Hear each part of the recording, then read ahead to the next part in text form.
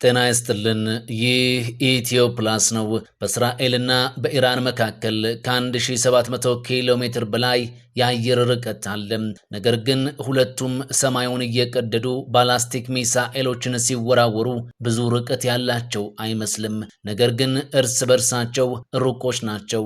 በመካከላቸውም ጆርዳን፣ ሶሪያና ኢራቅ የሚባሉ ሀገራት ይገኛሉ። ማዶና ማዶ ሆነው ለመፈንዳት ጊዜ ጠብቅ የነበረውን ጦርነት ሐሙስ ዕለት አስጀምረውታል። ወትሮም ሰላም የማያውቀው መካከለኛው ምስራቅ አሁን ተጨማሪ ትኩሳት አግኝቷል። እስራኤል የኢራን የኒውክሌር ፕሮግራም ማዕከል ላይ ያነጣጠረ ነው ያለችውን ከፍተኛ ጥቃት ሐሙስ ለአርብ አጥቢያ በመላው ኢራን ፈጽማለች። በዚህ ጥቃት የኢራን እስላማዊ አብዮታዊ ዘብ ዋና አዛዥ፣ የአገሪቱ ጦር ኃይሎች ጠቅላይ ኢታማዦር ሹም እንዲሁም 6 የኒውክሌር ሳይንቲስቶች መገደላቸውን የኢራን መንግስታዊ ሚዲያ ዘግበዋል። አጸፋዊ ምላሽ እንደምትሰጥ ያስጠነቀቀችው ኢራን በበኩሏም ወደ ቴል አቪቭ ሚሳኤሎችን ስታስወነጭፍ አድራለች። ኢራን የመልሶ ማጥቃቱን በይፋ ጀምረዋለች። ኢራን በመቶዎች የሚቆጠሩ የባላስቲክ ሚሳኤሎችን ወደ እስራኤል አስወንጭፋለች። አሜሪካ ደግሞ ከእስራኤል ጎን ተሰልፋ ከቴህራን ወደ ቴል አቪቭ የተወነጨፉት ሚሳኤሎች አየር ላይ እንዳሉ እንዲቀለበሱ ማድረጓን በይፋ ገልጻለች። ኢራን የእስራኤል ንብረት በሆኑት በደርዘን የሚቆጠሩ ኢላማዎች፣ ወታደራዊ ማዕከላትና የአየር ማረፊያዎች ላይ ጥቃት አድርሳለች ሲል እስላማዊ አብዮታዊ ጥበቃ ጓድ በመግለጫው ይፋ አድርጓል።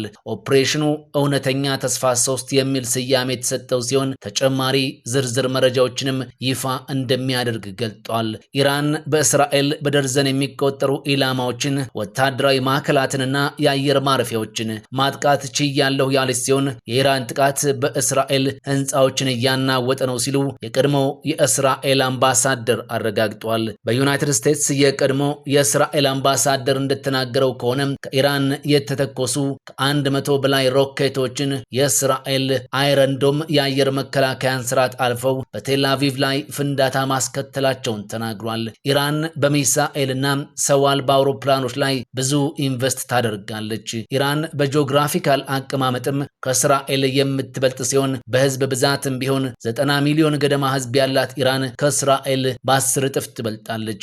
ነገር ግን ይህ ከፍተኛ ወታደራዊ ኃይልን አይወክልም። ኢራን ከቅርብ ጊዜ ወዲህ በሚሳኤሎችና በድሮኖች ልማት ላይ በከፍተኛ ሁኔታ ኢንቨስት ስታደርግ የቆየች ሲሆን ከራሱ አልፎም ለየመኑ ሃውቲና ለሊባኖሱ ሄዝቦላህም ድሮኖችንና ሚሳኤሎችን እንካችሁ ስትል መጥታለች። ኢራን የሚጎድላት ነገር ቢኖር ዘመናዊ የአየር መከላከያ ስርዓትና ተዋጊ ጀቶች ናቸው። ይህንን ለማሻሻል ደግሞ ኢራን ከሩሲያ ጋር በትብብር እየሰራች እንደመጣችም ይነገራል። ከዚህ ጋር ሲነጻጸር እስራኤል በዓለም ላይ እጅግ ዘመናዊ የሆነ የአየር ኃይል ካላቸው ሀገራት አንዷ ስትሆን እንደ አይአይኤስ ወታደራዊ መረጃ ከሆነ እስራኤል ኤፍ-15፣ ኤፍ-16 እና የቅርብ ምርት የሆነውን ኤፍ-35 ስውር ጀቶችን ጨምሮ ቢያንስ 14 ስኳድሮን ጀቶችም አሏት። ሀገራቱን በህዝብ ብዛት ካየናቸው በ10 እጥፍ ይበላለጣሉ ብለናል። በሰለጠነ የወታደር ብዛት ከወሰድናቸውም እንዲሁ በ2 እጥፍ የሚበላለጡ ናቸው። ኢራን 92 ሚሊዮን ህዝብ ያላት ሀገር ነች። እስራኤል ደግሞ 9.4 ሚሊዮን ዜጋ አላት። የኢራን የህዝብ ብዛት በ10 እጥፍ ከእስራኤል ይበልጣል ማለት ነው። ኢራን 610 በግዳጅ ላይ ያለ ተዋጊ ወታደር፣ 350 ሺህ የሚሆኑ ተጠባባቂ ወታደሮች፣ 220 ሺህ ደግሞ የሚሊሻ አባል። ይህ ማለት በድንገት ሀገሪቱ ጦርነት ውስጥ ብትገባ በአንድ ጥሪ ብቻ ገብቶ የሚዋጋም ልክ በኮሎኔል መንግስቱ ኃይለማርያም ጊዜም የዚያድ ባሬ ጦር ኢትዮጵያን በወረረ ጊዜም ሆ ብሎ እንደዘመተው 300 ሺህ አይነት ሚሊሻ እንደማለት ነው። የኢራኑም በሰላሙ ጊዜ ሲቪል፣ በችግር ጊዜ ደግሞ ወታደር ማለት ነው። በአጠቃላይ በኢራን ጦር ውስጥ የውጊያ ስልጠና የወሰደ 1.18 ሚሊዮን የሚሆን ህዝብ እንዳለ ይነገራል። እስራኤል 170 ሺህ በግዳጅ ላይ ያለ ወታደር፣ 465 ሺህ ተጠባባቂ ተዋጊዎች፣ 35 ሺህ ሚሊሻዎች፣ በድምሩ በጦሯ ውስጥ 670 ሺህ የሰለጠነም የሰው ኃይል አላት።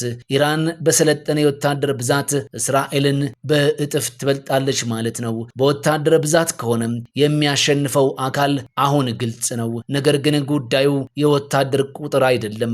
እስራኤላውያን ሁሉም ወታደሮች ናቸው። እስራኤል የወታደራዊ አገልግሎት ለዜጎቿ ትሰጣለች። አገልግሎቱ አስገዳጅ ስለሆነ ሁሉም እስራኤላዊ ነው የሚወስደው። በተመሳሳይ ኢራንም ብሔራዊ የወታደራዊ አገልግሎትን ለዜጎቿ ትሰጣለች። ስለዚህ ኢራናውያንም ጦረኞች ናቸው ማለት ነው። ከእስራኤል የሚለየው ግን የኢራን ወታደራዊ አገልግሎት ለወንዶች ብቻ የሚሰጥ በመሆኑ ነው። ስለዚህ እስራኤላውያን ሴቶች ወታደሮች ሲሆኑ የኢራን ሴቶች ሲቪሎች ናቸው ማለት ነው። እንደዚህም ሆኖ አሁንም በቁጥር ካነጻጸርን የኢራን የሰለጠነ ወታደራዊ ኃይል ከእስራኤል እጅጉን ይበልጣል። ወደ ምድር ጦር ንጽጽርም ከገባን ኢራን 1996 ታንክ ሲኖራት እስራኤል 1370 ብቻ ነው ያላት። ኢራን 65756 አርምድ ቬሂክል የጦር ተሽከርካሪዎች ሲኖሯት እስራኤል 1370 አላት። ኢራን 9.95 ቢሊዮን የአሜሪካን ዶላር ለወታደራዊ በጀት የምትይዝ ሲሆን እስራኤል ግን 24.4 ቢሊዮን የአሜሪካን ዶላር በጀት ለወታደራዊ አገልግሎቷ ትይዛለች። የጦር መርከቦችን ካነጻጸርን ደግሞ ኢራን 101 የጦር መርከቦች አሏት። እስራኤል በአንጻሩ 67 ብቻ ነው ያላት። የባህር ሰርጓጅ መርከቦችን የምንመለከት ከሆነም ኢራን 19 ሲኖራት እስራኤል 5 አላት። እንዲህ እያነጻጸርን ከሄድን ልክ እንደሰለጠነው የሰው ብዛት ሁሉ በምድር ወታደራዊ አቅምም ኢራን በእስራኤል ላይ የተሻለ ብልጫ አላት። እስካሁን ሀገራቱ ወደ ጦርነት ቢገቡ ማን አሸናፊ ይሆናል የሚለውን የሚመልስልን ግን ገና አላገኘንም። የሰለጠነ ወታደር ብዛትም ይሁን የምድር ወታደራዊ አቅም የሁለቱንም ሀገራት የመሸናነፉ ውጤትን እንድንገምት አያስችለንም። ምክንያቱም ደግሞ ሀገራቱ ካሉበት ጂኦግራፊያዊ አቀማመጥ የተነሳ ነው። በሁለቱ ሀገራት መካከል ሶሪያም ጆርዳንና ኢራቅን ጨምሮ ሌሎች ሀገራት ይገኛሉ። እናም እነዚህን ሁሉ ሀገራት አቋርጦ እስራኤል የምትሆን ኢራን በምድር ጦር መግጠም አይችሉም። እናም እነዚህ ቁጥሮች ሀገራቱ ጦርነት ውስጥ ቢገቡ ጥቅም አይኖራቸውም ማለት ነው። እናም ኢራንም ሆነ እስራኤልን አሸናፊም ተሸናፊም የሚያደርጋቸው አንድ የአየር ኃይል አቅማቸው ብቻ ነው። እስራኤል 241 ተዋጊ ጀት ሲኖራት ኢራን ደግሞ 186 አላት። እስራኤል 39 አታክ ኤርክራፍት ሲኖራት ኢራን 23 አላት። እስራኤል 48 አታክ ሄሊኮፕተር ሲኖራት ኢራን 13 አላት። አሁን ቁጥሮች አሸናፊውን የመናገር አቅም አላቸውና ነገሮች ግልጽ ናቸው። እስራኤልን በሰማይ ላይ መቋቋም አይቻልም ተብሎ ይታመናል። ምናልባት ሀገራቱ ወደ ሙሉ ጦርነት የሚያመሩ ከሆነም የእስራኤል መመኪያ በሰማይ የሚያንዣብቡ መሳሪያዎቿ ናቸው።